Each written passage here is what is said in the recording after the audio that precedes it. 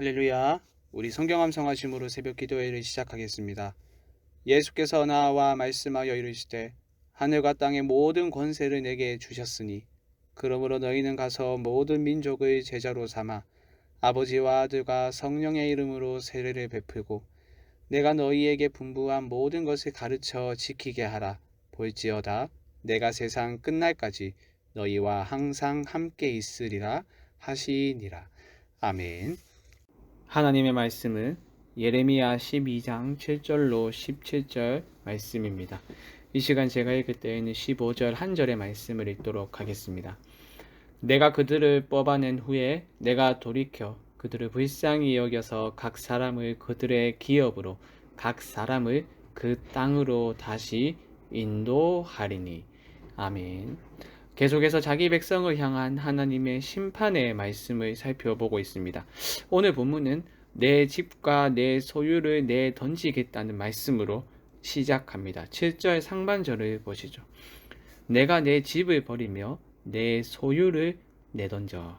여기서 집은 하나님이 임재하시는 곳인 성전을 의미하고 소유는 기업을 의미하는데 이는 일반적으로 땅을 의미하지만 또 다른 의미로서 이스라엘 백성을 의미하기도 합니다. 본문은 내던질 것이라 했으니 땅보다 이스라엘 백성으로 이해하는 것이 더 적절해 보입니다. 이스라엘은 7절 중반절에서 알 수 있듯이 하나님께서 마음으로 사랑하는 자입니다. 여러분, 하나님이 이스라엘을 사랑하신 이유가 무엇입니까? 이스라엘에게 사랑받을 만한 무엇인가가 있어서 하나님이 사랑하셨습니까? 아닙니다. 이스라엘이 광야를 지나 모압 평지에 도달했을 때에 모세가 그들에게 이렇게 이야기를 했었죠. 여호와께서 너희를 기뻐하시고 너희를 택하심은 너희가 다른 민족보다 수요가 많기 때문이 아니니라. 너희는 오히려 모든 민족 중에 가장 적으니라. 여호와께서 다만 너희를 사랑하심으로 말미암아 또는 너희의 조상들에게 하신 맹세를 지키려 하심으로 말미암아 자기의 권능의 손으로 너희를 인도하여 내시되 너희를 그 종되었던 집에서 애굽 왕 바로의 손에서 속량하셨나니 라고 말입니다. 이스라엘이 하나님으로부터 사랑을 받을 수 있었던 것은 전적으로 하나님의 은혜였습니다.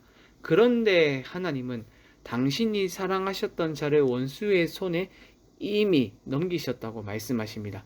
분명 원수의 손에 넘겨지는 것은 미래에 일어날 일입니다. 하지만 본문의 시제는 완료형을 사용을 해서 심판이 이미 발생한 것처럼 묘사를 하고 있습니다. 하나님의 사랑을 받고 하나님의 소유인 이스라엘이 왜 원수의 손에 넘겨질 위기에 놓였을까요? 바로 이스라엘이 숲속의 사자가 되었기 때문입니다. 8절을 보시죠. 내 소유가 숲속의 사자같이 되어서 나를 향하여 그 소리를 내므로 내가 그를 미워하였음이로라. 앞선 5장 6절의 말씀에서도 사자가 등장했었는데 이때의 사자는 이스라엘을 심판하는 짐승입니다. 그런데 본문에서는 역할이 바뀌었습니다. 이제 이스라엘이 숲속의 사자가 되어서 하나님을 향해 소리를 내며 반역했습니다. 그 결과 하나님이 이스라엘을 버리고 포기하며 미워하기에 이르렀습니다. 하나님은 하나님의 소유였던 그들이 하나님을 등질 때마다 인내와 긍휼로 기다리시며 여전히 내 소유라 부르셨습니다. 그런데도 그들은 하나님과 다른 신을 함께 사랑하고 섬기는 죄를 지었습니다.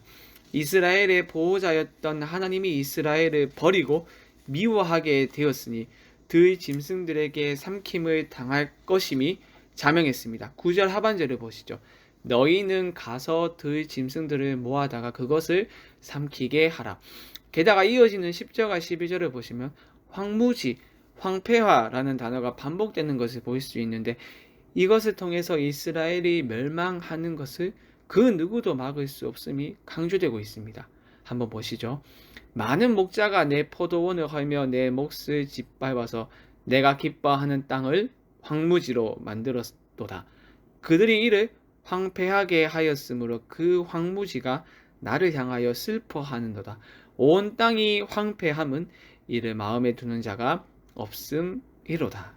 하나님의 사랑을 받던 그들이 하나님의 사랑에서 떠나자 젖과 꿀이 흐르는 약속의 땅이 황무지가 되었습니다. 하나님의 언약적 사랑과 신실함이 떠난 가나안 땅은 이제 안정과 샬롬의 땅이 아니라 힘과 탐욕이 지배하는 야만의 땅이 되어버리고 말았습니다.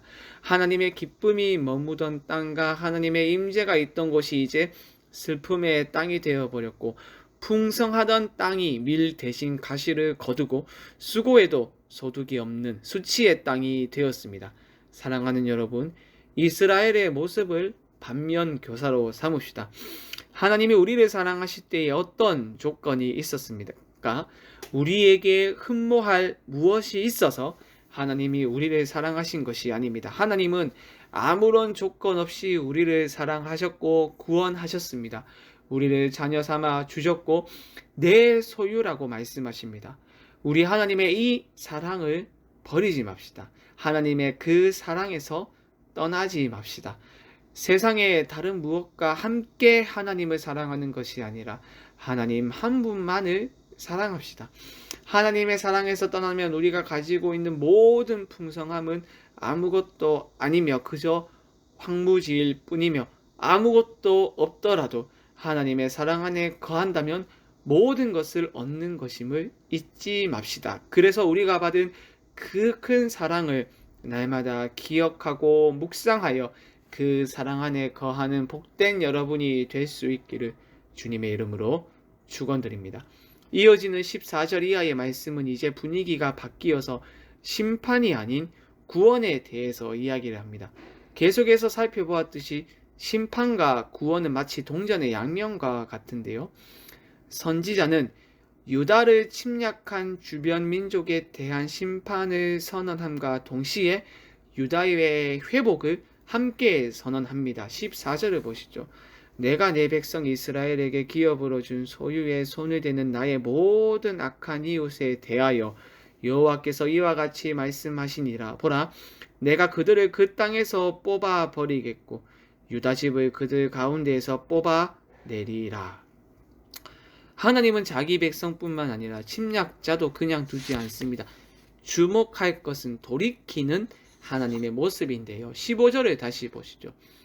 내가 그들을 뽑아낸 후에 내가 돌이켜 그들을 불쌍히 여겨서 각 사람을 그들의 기업으로 각 사람을 그 땅으로 다시 인도하리니 라고 말하죠. 지금까지 선지자는 이스라엘을 향하여 돌이키라고 끊임없이 외쳤죠. 하지만 그들은 하나님께 돌아오지 않았습니다. 완악한 그들의 마음에서 돌이켜 하나님만을 사랑하지 않았습니다. 하나님의 사랑 안에 거하지 않았습니다. 그래서 특단의 조치를 취하시는데 하나님이 먼저 그들을 향해서 돌이키시는 겁니다.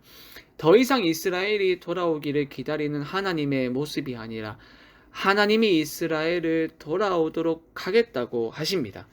사랑하는 여러분, 완악한 자기 백성을 향하여 돌이키는 하나님의 이 모습 놀랍지 않습니까? 이 얼마나 큰 사랑과 긍휼입니까? 우리는 세상에서 찾아볼 수 없는 하나님의 이 큰 사랑과 긍휼을 기억해야 합니다. 하나님은 잠시 자기 백성을 징계하시지만 아주 버리시지 않습니다. 하나님은 공의의 하나님이시지만 긍휼과 자비의 하나님이시기도 합니다. 인간의 불순종이 하나님의 긍휼과 자비보다 클 수 없습니다. 보십시오. 하나님은 당신의 사랑에서 떠난 이스라엘을 여전히 내 백성이라 부르지 않습니까? 비록 하나님의 사랑에서 떠났지만 불쌍히 여긴다고 말씀하지 않습니까? 게다가 그 긍휼은 유다에게만 한정되어 있지 않습니다. 하나님의 기업에 손을 댄 악한 이웃에게까지 미칩니다. 16절과 17절을 보시죠.